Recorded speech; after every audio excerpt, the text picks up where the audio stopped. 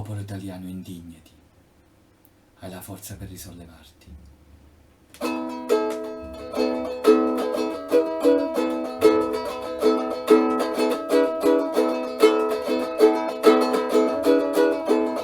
Si parla tanto della crisi economica, della mancanza di lavoro, di contratti che vanno ad ore, di galline e coccopro, di galline e coccopro.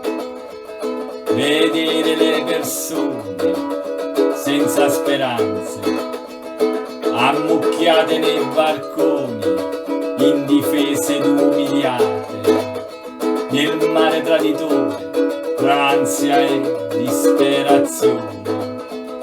Ditemi, ma quando il popolo italiano, quando si è indignato, ma quando ha protestato, quando si è sollevato sul sangue che i suoi figli hanno versato, mi vergogno di essere italiano. Mi vergogno di essere italiano.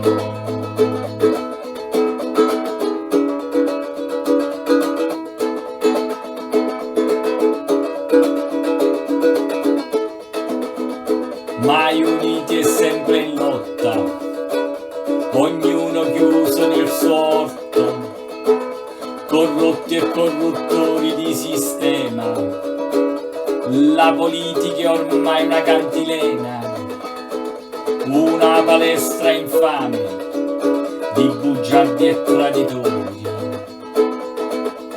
Il problema dell'Italia è prima di tutto culturale, paese di veline e pochi libri, di sport taroccati e titoli rubati, di poesie coppia ed incollate.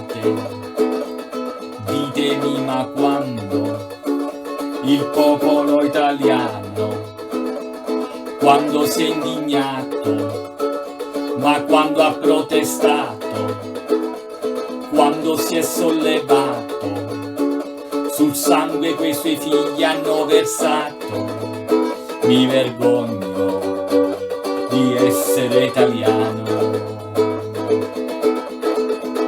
Mi vergogno di essere italiano. Mi vergogno di essere italiano.